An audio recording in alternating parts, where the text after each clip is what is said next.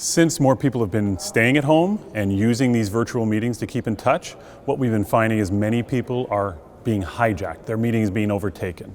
And this is a problem because often either horrible things are being said, hate crime type of things, or things such as sexual content or child sexual abuse imagery or videos are being streamed alongside during the meeting, and obviously it's very traumatizing for those involved. In order for people to protect themselves during these virtual meetings, it starts with how they publicize their meeting. If at all possible, I would recommend they don't publicize their meeting ID. That would be number one. But I understand that sometimes they have to. Certain businesses need to reach out. But if you can avoid that in some ways by, if you know which customers or people are willing to join, then just sending it to them directly through email or through chat would be ideal. But if they have to do it publicly, just know that you're taking that extra risk that someone else could Google, find that meeting ID, and therefore hijack the session. But within whatever virtual software you're using, you can set certain options. Number one, I would say, get a co-host. Ensure that you have someone who can co-host with you. Ensure that if they have any type of waiting room, make sure that is an option and turned on. And what that does is it has people come in, they're viewed first by hopefully your co-host, and then that person decides whether they're safe to get in.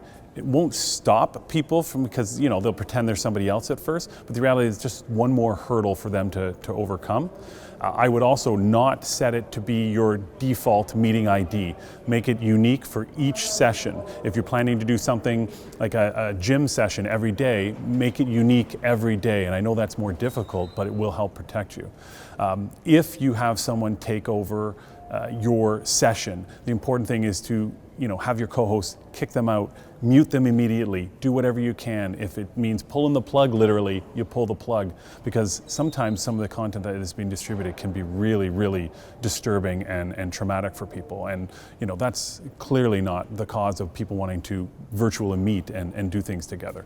If your meeting has been hijacked and something terrible, like hateful language, racist language, or illegal material such as child sexual abuse material has been streamed, then we do recommend you call the police. If you're not comfortable calling the police and you wish to remain anonymous, you have other options such as Crime Stoppers and cybertip.ca, which you can report and your ID doesn't become known. So my final advice would be to, again, get to know the software that you are using. Try to have a co-host, someone who can vet people before they come into the main room. And also, I know it's not ideal, but if you don't have to have everyone on camera, I would turn off the camera and the stream for those who are participating and just leave the host. So if you're, say, doing a fitness session, maybe the host doesn't need to see everybody, but everybody needs to see the host. That will protect you and make it more secure, and that hopefully that you won't expose your participants to anything they don't want to see.